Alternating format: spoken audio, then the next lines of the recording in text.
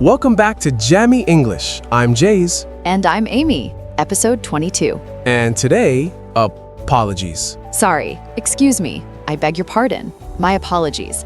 I owe you an explanation. Ha, yes, all the ways English speakers say sorry and the significant differences between them. Because this is one of the richest areas in English social vocabulary, and also one of the most culturally specific. Let's start with something that genuinely surprises many people who are learning English. The British say sorry constantly, for things that aren't their fault, for walking into a room, for existing in a space. Ha, that's not entirely an exaggeration. In British English, sorry has evolved into a multi-function social tool.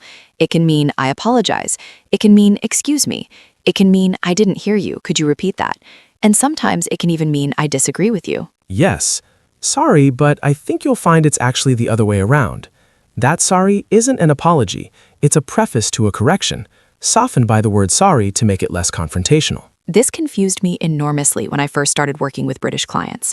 Someone would say, sorry, and I'd think, did I do something wrong? And they were just asking me to pass the salt. The English sorry is a completely different instrument from the Chinese 对不起. Very different. So today we decode all of it. When sorry means sorry, when it means something else, and how to apologize genuinely and effectively in English. Let's go. The different uses of sorry in British English and to a lesser extent American English. Sorry as a genuine apology. I'm sorry I was late. I'm sorry for what I said. I'm sorry I didn't mean to upset you. These are genuine apologies. The context and tone they get clear. Sorry as excuse me. Sorry, could I just get past? Said when squeezing past someone on a train. No apology is actually warranted. It's simply a polite request for space. Sorry as pardon. I didn't hear you. Sorry, with a rising intonation, means please repeat that. Rising intonation, your voice goes up at the end, like a question. Sorry is probably the shortest and most useful word in English for this purpose. Sorry as a preface to disagreement. Sorry, but I think you've got the wrong day. The sorry cushions what might otherwise feel blunt. It doesn't mean the speaker is actually sorry. They're about to correct you. And sorry as an expression of sympathy. Oh, I'm sorry to hear that. Not an apology, a response to someone's difficult news, expressing that you feel for them. This last one is particularly important. When someone shares bad news, a loss, a difficult situation, a health issue, I'm so sorry is the standard, warm, appropriate response.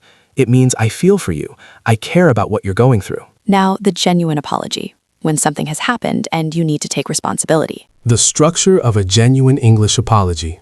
Acknowledge what happened, take responsibility, express regret, offer repair if appropriate. Acknowledge. I was wrong to do that. That was my mistake. I shouldn't have said what I said. Clear acknowledgement. No excuses yet, just owning it. Take responsibility. That was completely my fault. Fault means blame, responsibility. I take full responsibility for that. Taking responsibility means not deflecting or minimizing. Express regret. I'm really sorry. I feel terrible about it. I'm genuinely embarrassed by how I handled that. Regret is the emotional core of the apology. Without it, an apology is just a statement of fact. Offer repair. Is there anything I can do to make this right? Please let me know how I can fix this. I'd like to make it up to you. Offering to repair shows the apology isn't just words, it's followed by action. And one more element, not repeating it. The implied promise of an apology is that you'll try not to do it again. I'll make sure this doesn't happen again. Or simply, I'll do better. Specific apology phrases, from casual to formal. Casual, close friends. My bad. An informal American-originated phrase for acknowledging you made a mistake. Oh, my bad. I thought you said 7, not 5. Quick, light, appropriate for small mistakes between people who know each other well. Oops, sorry about that. Casual acknowledgement of a small error. The oops signals the mistake was unintentional. I messed up. Honest and direct. I messed up and I'm sorry. Messed up means made a mistake or handled something badly. Casual but genuine. That was dumb of me, sorry. Self-deprecating apology. Calling yourself dumb shows you're not defending the mistake. More formal apologies. I owe you an apology. Acknowledging a debt.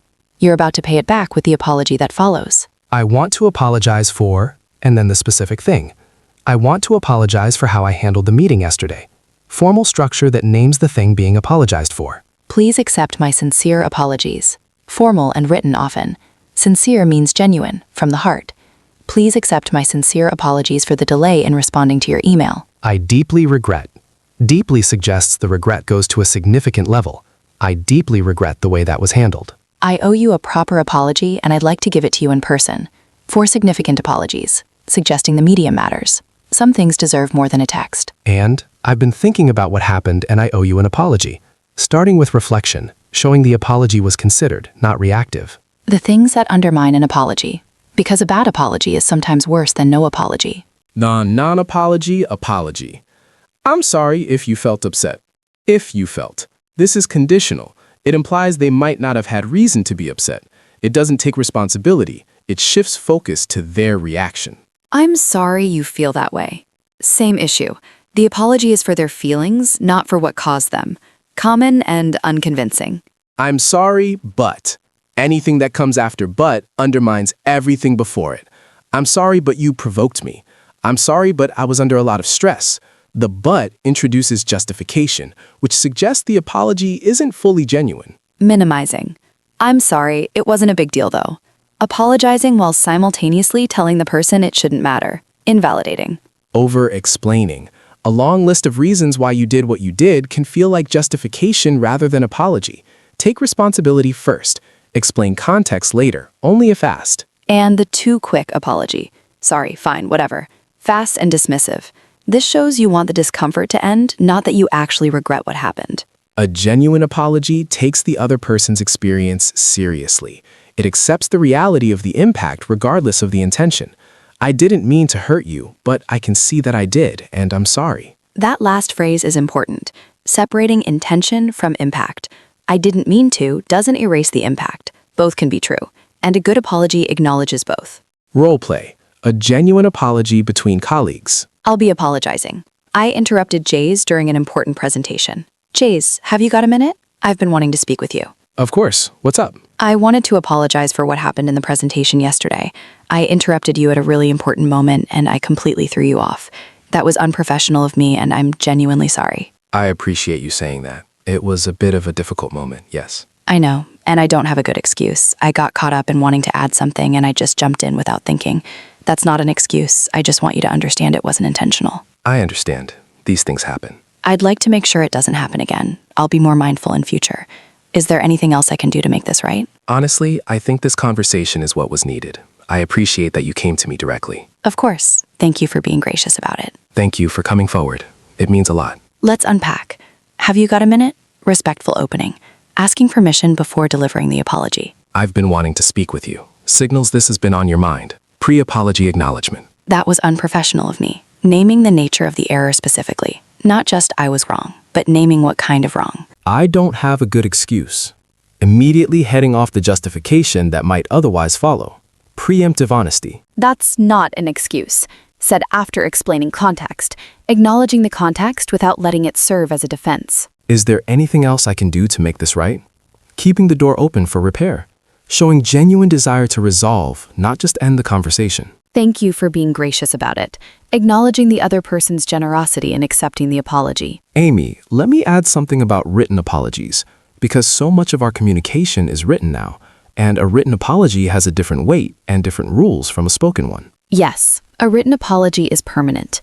The person can read it again, they can share, it exists beyond the moment. Which makes it both more powerful and more consequential.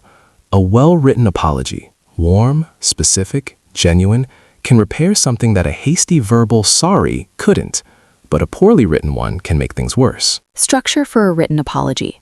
Open with the apology itself. Don't bury it. I'm writing to apologize for, or I owe you an apology. The person should know within the first sentence what this message is. Then the acknowledgement.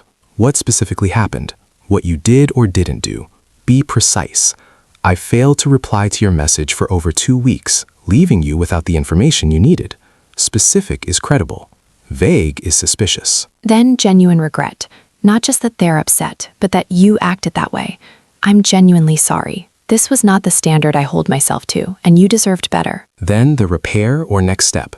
I've attached the information now. I'd like to schedule a call to discuss how we move forward. Please let me know how I can make this right. Action, not just words. And close warmly. Thank you for your patience, or I appreciate your understanding. A warm close softens the formal structure of the email. Tone matters enormously in a written apology. Formal language can feel cold. Too casual can feel flippant. The ideal is warm professionalism, the same register as a good cover letter or a thoughtful email to a mentor. And one thing to avoid in written apologies, excessive self-flagellation. Don't write a 5-paragraph essay about how terrible you feel.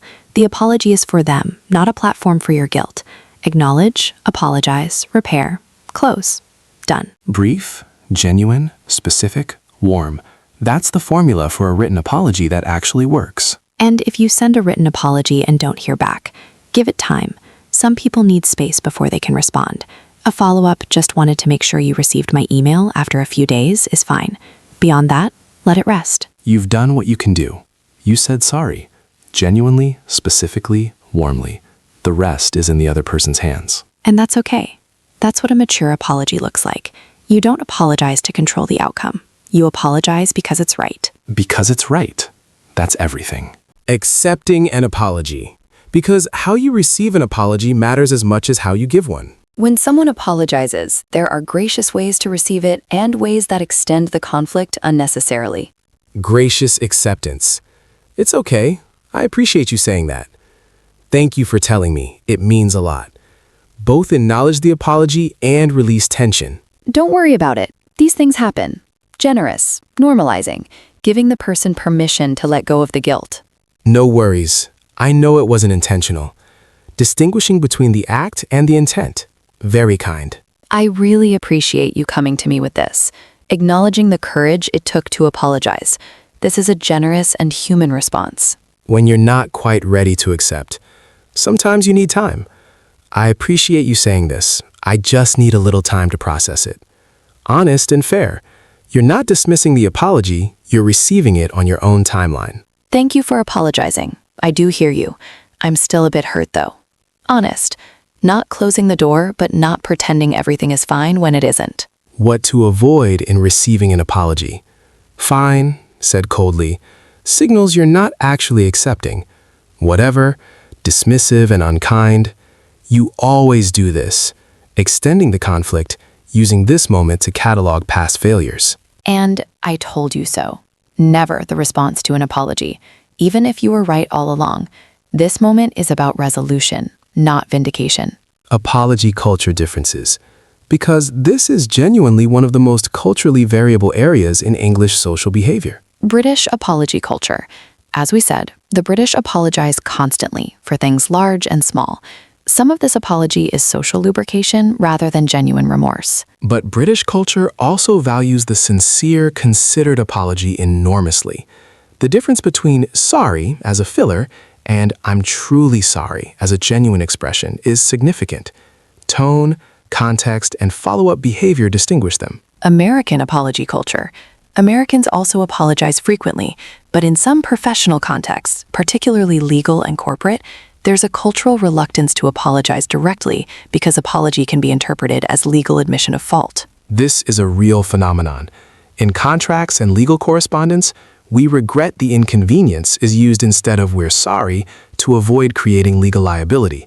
It can make American corporate communication feel strangely cold. But in personal and informal contexts, Americans are often very direct and sincere apologists. I was wrong and I'm sorry. That's on me. Clear and genuine. Australian apology culture. Somewhat direct, like Americans. Less hedged than British. I stuffed up. Sorry about that.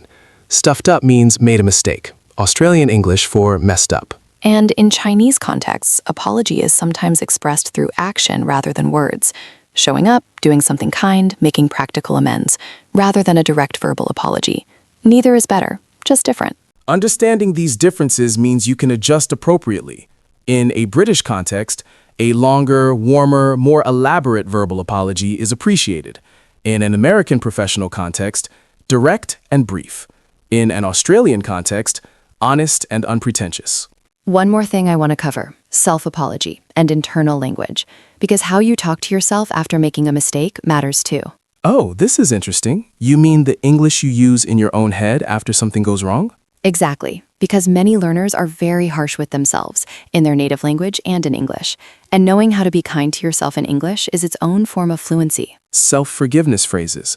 Not in a dismissive way, in a genuine, forward-looking way. I made a mistake, and I can learn from it. Owning it and reframing it as growth. Everyone gets things wrong sometimes. Perspective. You're human. That didn't go the way I wanted. What can I do differently next time? Process-focused rather than shame-focused. I handled that badly, and I've addressed it. Now I can move on. The closure sentence. You've done what's needed. You don't have to keep carrying it. I'm still learning. 5 of the most freeing words in any language. Simple, honest, and forward-facing. In English-speaking therapy and self-development culture, the concept of self-compassion is widely discussed. Being as kind to yourself after a mistake as you'd be to a good friend. What would I say to a friend who did this? If a friend had made the same mistake, would you criticize them the way you criticize yourself? Probably not. You'd say, you did your best, you apologized, you'll do better. That's what you deserve to say to yourself too. This isn't self-excuse, it's self-respect. And people who practice self-compassion actually take more responsibility and repair relationships more effectively because they're not paralyzed by shame. Shame closes us down. Self-compassion keeps us open. Open to apologizing, open to repairing, open to doing better. That might be the deepest lesson of this whole episode. Lightning round. Apology situations. Ready. You accidentally bumped into someone on the street. Oh, sorry. Are you okay? That was completely my fault. You're late to a meeting. I'm really sorry I'm late. I should have left earlier. I'll make sure it doesn't happen again. You interrupted someone important. I want to apologize for cutting you off earlier. That was disrespectful, and I'm genuinely sorry. Someone apologizes to you and you accept warmly. Thank you for saying that. I really appreciate you coming to me. I think we're all good. Someone apologizes but you need time. I appreciate the apology. I just need a little time to process it. But thank you for saying something. You need to apologize by email for missing a deadline. I want to sincerely apologize for the delay. This was my responsibility, and I let the team down. I've taken steps to make sure this doesn't happen again. Each one genuine, clear, appropriately calibrated. Homework. Think of something you've been meaning to apologize for. Not a massive thing, something small, something that's been sitting there. A message you didn't reply to. A favor you said you'd do and forgot. And this week, apologize, in English if you can. Use the structure acknowledge, take responsibility, express genuine regret, offer repair. 1 sentence per element. 4 sentences. That's a complete, genuine apology. And in the comments, which apology phrase from today are you going to carry with you? One phrase that resonated. Tomorrow, episode 23, and we're shifting gear. We've done personal, we've done social. Now we move into something more professional. Complimenting people, giving and receiving praise in English, which sounds easy but has its own complete set of rules. In English, complimenting someone involves a completely different dynamic than in many cultures, and we'll break it all down tomorrow. Let's learn, speak, and grow together. See you tomorrow. See you tomorrow.